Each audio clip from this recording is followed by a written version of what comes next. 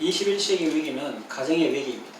부부 싸움은 세계 전쟁이요, 부부 평화는 세계 평화라는 말이 있습니다. 그만큼 가정이 중요하다는 말이죠. 신문에 나오고 또 뉴스에 나오는 크고 중요한 일이 많지만, 그러나 제일 자기 가까이에서 많은 영향을 미치는 것이 가정사다 하는 거죠. 가정이 중요한 만큼 상응하는 위기도 많습니다. 겉으로 멀쩡해 보이는 사람도 알고 보면 속에 다 고민이 있어요. 자세히 그들의 말을 들어보면 심각한 수준입니다. 사탄이나 또 사탄의 사주를 받은 이단은 가정을 파괴합니다. 그러나 하나님은 가정을 세워주십니다. 어떻게 세워주십니까? 구약성경 룻기서에 나오는 나오미의 가정을 예로 들어 살펴보겠습니다. 나오미의 경우를 예로 들었지만 실제는 우리 모두에게 해당되는 말씀입니다. 오늘 우리에게 주시는 말씀입니다. 하나님은 가정을 어떻게 세워주십니까? 첫째로 가난에서 건져주십니다. 가정을 이루는데 돈이 다는 아니지만 그럼에도 불구하고 돈은 매우 소중한 것입니다. 왜냐하면 돈이 있어야 생활을 할 수 있고 돈이 있어야 생존할 수 있기 때문입니다. 나오미 가정은 처음에는 잘 살았는지 몰라도 모압으로 이민 가서 쫄딱 망했습니다. 남편도 없고 두 아들도 다 죽었습니다. 모압으로 이민 갈 때만 해도 베들레헴 동네에서 제일 잘 사는 축에 속했는데 지금은 아닙니다. 거의 매일 쫄쫄 굶고 지냅니다. 하나님은 이 가정을 가난에서 건져주셨습니다. 하루아침에 그렇게 된 것은 아닙니다. 베들레헴으로 돌아온 이후에도 수많은 날들을 가난과 궁핍 속에 지냈습니다. 그들의 메마른 심령에 하나님의 은혜는 이슬처럼 내렸고 마침내 소낙비와 같은 은혜로 이어졌습니다. 긴 안목으로 보면 결코 긴 시간이라고 할 수는 없겠지만, 그러나 가난하고 궁핍한 당사자의 입장에서 보면 하루하루가 춥고 배고프고 힘들고 심령이 가난한 날들이었습니다. 그래도 소망이 있습니다. 왜냐하면 고향으로 돌아왔기 때문입니다. 모압에 있을 때는 그 고통도 고통이었지만 늘 마음 한켠에 불안과 두려움이 있었습니다. 겉으로는 안 그러지겠지만 속으로는 언제나 조급했고 신앙 양심의 가책도 받았습니다. 그런데 이제는 고향에 돌아왔지 않습니까? 집에 돌아왔고 아버지께 회개했으니 마음은 편합니다. 기도할 수 있습니다. 나오면 이제 나이도 많고 힘도 약해졌지만 하나님께 기도는 할 수 있습니다. 효부 룻을 위하여 기도합니다. 룻도 하나님 은혜를 구하고 나갑니다. 취직을 갔는데 아무나 일자리 구할 수 있습니까? 더구나 외국인입니다. 말도 잘 안 통합니다. 유대인 가정에 시집 왔으니 어느 정도 기본적인 말은 알아듣겠지만 토박이와 같을 수는 없겠죠. 그러나 하나님이 그 가정을 세우시고 또 그 가정을 가난에서 벗어나게 하는 것은 어려운 일이 아닙니다. 우리가 이걸 믿는 것이 중요합니다. 본인이 어려울 때요. 왜 그러냐면 하나님께는 수가 많으니까요. 하나님은 사랑하는 자들을 위해서 이 땅에서 우리가 상상할 수도 없는 놀라운 일들을 일어나게 하십니다. 그들이 모압에서 돌아온 때는 보리 추수 시작할 때였습니다. 당시에는 슬픔이 너무 커서 몰랐지만 한숨 돌리고 나서 생각해보니 그것 또한 하나님의 은혜였습니다. 보리고개 때라면 맨심이 흉흉할 텐데 추수가 시작되었으니 사람의 마음이 넉넉해질 때입니다. 룻이 일하러 갔는데 우연히 엘리멜렉의 친조 보아스의 밭에 이르렀습니다. 그 장면을 상상해보면 정말 신기합니다. 베들레헴이 다 보아스의 밭이겠습니까? 그렇지는 않겠지요. 다른 사람의 밭도 여기저기 있었습니다. 큰 밭, 작은 밭, 다랑이 밭, 네모 밭. 그런데 이상하게 마음이 끌리고 발걸음이 닿는 데가 있어서 갔는데 그것이 바로 보아스의 밭이었다는 말입니다. 그렇게 인도하신 것이 바로 하나님의 은혜가 아니고 무엇입니까? 이삭을 줍는데 사람들이 친절하게 대해주고 호의를 베풀어 줍니다. 간식도 많이 주고 이삭도 일부러 많이 흘립니다. 하나님의 은혜는 우리가 생각하는 것 이상입니다. 저는 요즘 늘 그런 걸 생각합니다. 하나님은 사람들이 보통 생각하는 것 이상으로 위대하시고 너무나 사랑이 많은 분이시다. 그런 생각을 합니다. 룻은 자기 앞에 벌어진 일만 알지 자기가 모르는 가운데 주인이 사람들에게 하는 말을 듣지 못했습니다. 자기는 멋지고 저기서 주인이 사람들에게 말하는데 저 소녀를 건드리지 말라. 그리고 이삭을 많이 흘러라. 이처럼 하나님은 우리가 알지 못하는 가운데 우리 주변에 있는 사람이나 높은 지위에 있는 사람들에게 우리의 이야기를 해주십니다. 말 못하고 연약한 우리가 이 험악한 세상에 오늘 이때까지 살아온 것은 다 하나님의 은혜 때문입니다. 하나님은 사탄에게 건드리지 말라고 하십니다. 또 천사들에게 저 사람을 도와주라고 말씀하십니다. 또 좋은 사람들을 많이 붙여주십니다. 룻은 일하러 나가자마자 바로 좋은 일자리를 얻었습니다. 일용직 노동자가 아니라 장기 근로 계약까지 맺게 되었습니다. 자기가 억지로 따낸 것이 아니라 사측에서 요구함으로 그렇게 된 것입니다. 내 딸아, 이 추수가 끝나기까지 다른 밭으로 가지 않은 것이 좋을 것이다. 사람들이 친절하고 좋고 간식도 많이 주는 좋은 일터였습니다. 물론 요즘처럼 서면으로 근로계약을 맺고 일당을 받는 그런 일터는 아니었지만은 주인의 전적인 호의로 그 밭에서 이삭을 줄 수 있는 일터였습니다. 그러나 그것도 당시 나오미 가정에서는 큰 수입이었습니다. 주님의 사랑하시는 여러분, 지금 어떤 형편 가운데 있습니까? 하루하루 먹을 것을 걱정해야 하는 그런 궁핍함 가운데 있습니까? 특별히 과거의 풍족한 가운데 살았다면 지금의 가난과 궁핍은 더 마음을 아프게 할 것입니다. 그러나 여러분에게는 소망이 있습니다. 이제 여러분이 거하고 있는 땅은 모압이 아니라 유다 베들레헴이기 때문입니다. 유다는 하나님을 찬양하라, 베들레헴은 떡집이죠. 우상 숭배지가 아니라 예배가 있고 찬송이 있고 생명이 떡이 있는 것입니다. 하나님은 예수님을 통해서 우리를 가난과 궁핍에서 벗어나게 하십니다. 눈물나게 가난하고 궁핍할 때가 있지만 하나님은 예수님을 통해서 우리에게 은혜 베푸시고 우리를 하여금 살아가게 하십니다. 날마다 예수님의 은혜가 우리의 마음을 기쁘게 하고 우리의 마음을 푸근하게 해줍니다. 룻은 나오미에게 이렇게 말했을 것입니다. 어머님, 너무 좋은 분이에요. 너무나 친절하고 예의가 발라요. 보잘것없는 나를 존중해 주시고 결코 무례하게 굴지 않아요. 나뿐에게만 아니라 일꾼이나 사환들에게도 그래요. 베들레헴으로 돌아온 나오미요, 지금 마라의 고달픈 삶을 살고 있다 할지라도 결코 낙심하지 마세요. 사랑의 하나님이 당신을 이끌어 주시고 예수님의 밭에서 먹고 마시게 하실 것입니다. 가난하십니까? 궁핍하십니까? 살 길이 막막하십니까? 걱정하지 마세요. 원망하지 마세요. 두려워하지 마세요. 기도하세요. 하나님이 여러분을 가난에서 건져주시고 궁핍에서 건져주실 것입니다. 무디는 어린 시절 궁핍에서 건져주시는 하나님의 은혜를 경험했습니다. 걷는 방에서 어머니가 자녀들을 먹여달라고 밤새 눈물로 기도하는 소리를 들었는데 이튿날 아침에 하나님께서 이웃 사람을 통해서 양식을 공급해 주시는 것을 보았습니다. 그 하나님은 지금도 살아계시며 역사하십니다. 예수님을 통해서 가난에서 건짐 받으시기를 바랍니다. 두 번째, 하나님은 가정을 세워주실 때 우리를 우울에서 건져주십니다. 가난한 것은 참 불편합니다. 그리고 사람을 불행하게 만듭니다. 물론 가난은 불편할 뿐이지 불행한 것은 아니라라고 말하는 사람도 있습니다만 정말 가난해 본 사람은 그 말 들으면 싫어합니다. 네가 안 가난해서 그러지 조금 차 타고 가는 거 오토바이 타고 걸어다니고 좀 불편할 뿐이지 불행한 건 아니다. 그래 말하면 안 돼. 가난하면 불행해. 다른 친구들 다 소풍 갔는데 안 가봐 이렇게 말합니다. 그러니까 다른 사람은 불편한 거지 불행한 건 아니다 이런 말하는데 그 말도 이해가 되지만 그러나 정말 가난한 사람은 그게 아니다. 가난하면 불편할 뿐만 아니라 불행하다 이런 말을 합니다. 그런데 물질보다 더 중요한 것이 사람의 몸입니다. 사람의 생명과 건강이죠. 가족들이 살아가는데 건강이 중요합니다. 가족 중에 한 사람이라도 아프면 온 가족이 그 아픔을 함께 해야 합니다. 명절날 어른 보러 못 가요. 병원에 가야 됩니다. 만약 여러분 가족 중에 한 사람이 이런 말을 한다 생각해 봅시다. 나는 더 이상 살고 싶지 않다. 그러면 얼마나 심각하게 됩니까? 우울증은 무서운 것입니다. 사람의 심령이 강하면 그 병에서 능히 일어나겠지만 그 몸이 약해도 믿음 있고 찬송하고 감사하고 이러면 능히 일어나겠지만 그 심령이 약하면 누가 일으키겠느냐 하는 거죠. 마음이 건강해야 합니다. 그런데 팍팍한 세상 살아오느라 우리의 마음은 많이 지쳤고 정신은 많이 조각이 났습니다. 정신이 쪼개지는 것이 바로 정신분열증입니다. 갑자기 큰 슬픔을 당하거나 자기가 의도한 대로 잘 되지 않을 때 사람들은 좌절합니다. 우울해집니다. 그래서 목숨을 스스로 끊는 사람도 있습니다. 우리나라의 연예인이나 영화배우를 비롯한 많은 사람들이 우울증에 시달리고 있습니다. 사람들은 정도의 차이는 있을지라도 다 우울정체가 있습니다.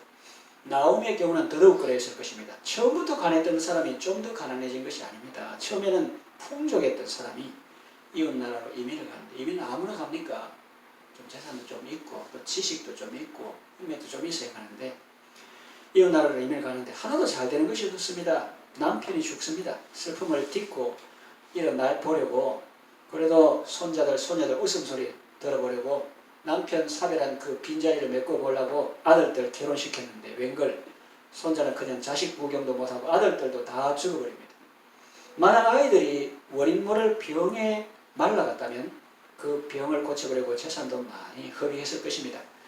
그렇게 10년 상간에 남편도 잃고 자식도 잃고 재산도 다 잃게 되었습니다. 아름다운 귀부인이 얼굴 시커멓고 얄궂은 노파가 되었습니다. 집안에 남자는 하나도 없고 과부만 셋 있습니다. 얼마나 처량합니까? 누가 무슨 수로 나오미가 우울증에서 벗어나게 하겠습니까? 아무도 없습니다. 그러나 하나님은 나오미를 구원하실 수 있습니다. 우울증에서 건져내실 수 있습니다. 룻기 1장을 보고 마지막 4장을 보면 회색 인생이 녹색 인생으로 바뀐 것을 알 수 있습니다. 짙게 드리웠던 죽음의 그림자가 다 사라지고 생명의 꽃이 활짝 핀 가정을 볼 수 있습니다. 하나님께서 좋은 며느리를 붙여주셨습니다. 룻의 입장에서 나오미 가정을 보면 기댈 것이 하나도 없어 보이지만 하나님께서 룻에게 믿음을 주셔서 나오미와 함께하게 하셨습니다. 그 며느리를 통해서 나오미는 지지와 격려를 받습니다. 공경을 받습니다. 하나님은 룻을 통해서 나오미에게 기쁨을 주시고 위로를 주셨습니다. 나는 너희로 인하여 더욱 마음이 아프도다. 룻의 사랑과 섬김은 나오미를 기도의 자리로 이끌었습니다. 그래서 젊은 며느리 룻을 밭으로 내보내고 나오미가 집에서 한 일은 뭐겠어요? 오직 기도였을 것입니다. 다른 사람을 사랑하고 위하여 기도하고 섬기는 동안 자기도 모르는 사이에 회복되어져 갔습니다. 이게 신기합니다. 이게 성경의 원리예요. 다른 사람을 위해서 기도할 때 내가 말도 통하고 그렇지만 나가서 이삭 주고 해야 되는데 쟤는 말도 안 통하고 젊은 여자아이인데 소년인데 어떻게 청산 바보가 남자들 더 센 사이에서 저 이삭을 줍노. 내가 나가야 되는데 그러나 어머니 집에 계시라고 지가 나가야 되는데 하나님 해줄 게 아무것도 없습니다 하고 이렇게 그 아이를 위해서 기도할 때 자기가 자꾸 회복되는 거예요. 욥도 마찬가지입니다. 욥도 자기한테 그렇게 악한 말로 대고 공격한 그 세 친구를 위해서 기도할 때 하나님께서 욥을 회복시켜 주셨습니다. 그 신기해요. 다른 사람을 살리려고 하다가 자기가 살게 된 것입니다. 며느리 암나를 위해 기도하다가 자신이 복을 받게 되었습니다. 마라의 슬픔이 조금씩 사라져가고 나오미의 기쁨이 점차 회복되었습니다. 그 이름 뜻이 마라는 슬픔이고 마라의 선물 할 때 그것도 같은 겁니다. 그리고 나오미는 기쁨 이런 뜻입니다. 룻과 보아스의 결혼과 오벳이라는 새 생명 탄생은 마을 전체의 축제와 기쁨이었습니다. 여인들이 축하합니다. 이는 내 생명의 회복자며 네 노년의 봉양자라. 곧 너를 사랑하며 일곱 아들보다 귀한 자부가 낳은 자로다 그랬습니다. 결혼을 앞둔 자녀가 있습니까? 하나님께 기도하십시오. 보아스와 같은 배우자를 만나게 될 것입니다. 결혼한 자녀에게 아이가 생기지 않습니까? 하나님께 기도하십시오. 하나님께서 여러분에게 기업을 이어갈 오벳을 허락하실 것입니다. 파란만장한 삶을 살면서 몸도 마음도 다 지쳐서 살아갈 용기가 없습니까? 예수님께로 나아가십시오. 예수님을 만나십시오. 그가 여러분이 잃어버렸던 모든 것을 회복시켜 주실 것입니다. 고통의 멍에 벗으려고 예수께로 나갑니다. 자유와 기쁨 베푸시는 주께로 갑니다. 병든 내 몸이 튼튼하고 빈궁한 삶이 부해지며 죄악을 벗어버리려고 주께로 갑니다. 그렇게 우리가 곡조 있는 기도로 신앙 고백을 올려드리지 않습니까? 말 따로 가사 따로 삶 따로입니까? 아니죠. 그대로입니다. 병든 내 몸이 튼튼하고 빈궁한 삶이 부해지며 무엇보다 큰 거 죄악을 벗어버리려고 주께로 갑니다. 예수님은 능히 그렇게 해주실 수 있는 분이십니다. 예수님을 만나면 우울증이 끝납니다. 여리고에 살던 세리장 19자에 있던 삭개오도 우울증 환자였습니다. 왜 그러냐면은 보는 사람마다 다 고개를 흔들고 싫어하니 그럴만도 하죠. 오늘 앞에서는 돈 많으니까 그런 말 하지만 지나가면 뒤에서 수근거리고 저 로마의 개다. 나라에서는 100만원 책정인데 지는 500만원 받아가지고 100만원만 나라에 바치고 400만원 지게 하고 그것도 동족에 등을 쳐서 먹고 인간이가 이렇게 하니까 우울증을. 그러나 예수님을 만나 그는 우울증에서 벗어나게 되었습니다. 또 수가성에 살던 여인은 참 파란만장한 삶을 살았습니다. 기구한 삶을 살았습니다. 5명의 남편을 겪어봤으나 참 만족이 없었습니다. 지금도 다른 남자와 살고 있지만 남편은 아닙니다. 어렵고 힘든 시절 보내면서 대인기피증이 생겼습니다. 대인기피증. 사람 만나기가 싫어졌습니다. 그래서 서늘한 저녁 때 물 들어가지 않고 한낮에 무더위에 우물가로 나갑니다. 그러나 그 여인도 예수님을 만나고 우울증에서 벗어나게 되었습니다. 사람을 피하였던 사람이 이제는 사람이 몰려 사는 동네로 뛰어갑니다. 가서 외칩니다. 내가 행한 모든 일을 내게 말한 사람을 와서 보라. 이는 그리스도가 아니냐. 아주 소심하고 소극적으로 살았던 사람이 이제 아주 적극적이고 담대한 모습으로 변화된 것을 볼 수 있습니다. 예수님 참 놀라운 분이에요. 몇 분 전까지만 해도 대인기피적 사람 피해가지고 말도 크게 막 그런 사람이 물동이를 버리고 지 할 일 분명히 있는데 버리고 말로 걸어갔다 안 하고 뛰어갔다 했어. 그래 가가지고 귀에 대고 말했다 안 하고 외쳤다고 했어. 외쳤다. 코멘씨 와서 보라. 지금까지 내가 했던 모든 일을 내한테 그대로 말하더라. 이분이 메시아가 아니냐 이랬다는 거예요. 예수님은 정말 대단한 분입니다. 우울증은 예수님을 만나면 회복됩니다. 사랑을 받으면 회복됩니다. 여러분들도 예수님 안에서 젊음을 회복하시고 건강을 회복하시고 기쁨을 회복하시기를 바랍니다. 아멘. 예수님을 통해서 마라에서 벗어나 나오미의 삶을 누리시기 바랍니다. 아멘. 세 번째, 하나님 가정을 세우실 때 어떻게 하는가? 우리를 죄악에서 건져주십니다. 행복한 가정을 위하여 돈도 중요하고 건강도 중요하지만 가장 중요한 것은 영혼이 거듭나는 것입니다. 그것은 지옥 안 간다는 의미 이상입니다. 물론 영혼이 구원받으면 지옥 안 가겠지만 그것은 구원의 결과이지 구원 자체는 아닙니다. 구원은 죄의 영향력에서 벗어나는 것입니다. 아멘. 탐욕과 거짓을 버리고 싫어하는 것입니다. 진리와 함께 기뻐하는 것입니다. 옛 삶의 방식을 청산하고 새롭게 살아가는 것입니다. 그러므로 교회는 영혼 구원을 위해서 기도해야 합니다. 영혼 구원에 우선순위를 두고 말씀을 전해야 합니다. 왜냐하면 거듭나지 않은 영혼에게 도덕을 설교하고 거듭나지 않은 영혼에게 윤리를 설교하는 것은 아무 의미가 없습니다. 왜냐하면 죽은 사람은 그럴 힘도 없고 그럴 능력도 없기 때문입니다. 알코올 중독자, 마약 중독자에게 그것을 끊으라고 아무리 해도 안 됩니다. 죽은 사람에게 도덕을 설교해도 듣지를 못합니다. 죽은 사람은 일단 살려야 합니다. 생기가 들어가면 그 사람이 삽니다. 생명의 성령이 역사하시면 그의 영혼이 살아납니다. 하나님의 신이 그 속에 들어갈 때 죄악을 싫어하는 마음이 생깁니다. 거짓을 싫어하고 탐욕을 싫어하는 마음이 생깁니다. 이것이 바로 구원받는 것입니다. 이것이 바로 가정의 회복을 위해서 우리가 가장 우선적으로 기도해야 할 내용입니다. 왜 그러냐면 이것이 실제적으로는 가장 중요하기 때문입니다. 영혼이 구원받아야 경제 문제나 건강 문제를 생각할 수 있는 것이지 영혼이 구원받지 못했는데 돈이 많으면 무엇하겠으며 또 건강하면 무엇하겠습니까? 아무리 돈을 잘 벌고 성질이 잘 되고 건강해도 그것은 밑빠진 독에 물 부는 것과 같습니다. 돈을 많이 벌어도 하나도 갖다 주지 않습니다. 다른 여자를 만납니다. 성격이 난폭합니다. 계급이 높아지고 지위가 높아지면 좋을 것 같아도 집에 오면 오히려 폭군이 됩니다. 건강하면 못된 짓 하며 돌아다닙니다. 밑빠진 독은 물을 담을 수 없습니다. 깨진 영혼은 도덕을 행할 수 없습니다. 윤리적인 삶을 살 능력이 없습니다. 흉내는 낼 수 있을지 몰라도 육신에 있는 자들은 하나님을 기쁘시게 할 수 없습니다. 로마서 말씀이에요. 구원받은 성도의 삶은 하나님의 성령으로 살아가는 삶입니다. 룻기 마지막 부분을 보면 생명과 기쁨이 충만한 것을 볼 수 있습니다. 새 생명이 탄생하죠. 이웃 사람이 축복하죠. 메시아의 족보가 나오죠. 슬픔의 가정이 변하여 기쁨의 가정이 되었습니다.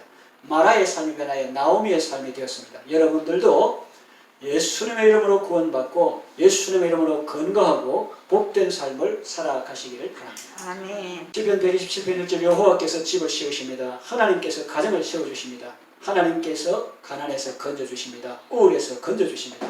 죄악에서 건져주십니다. 무엇보다 영혼을 구원해 주십니다. 예수님의 은혜로 여러분의 가정을 세우시고 예수님과 함께 복된 삶을 살아가시기를 바랍니다. 아멘.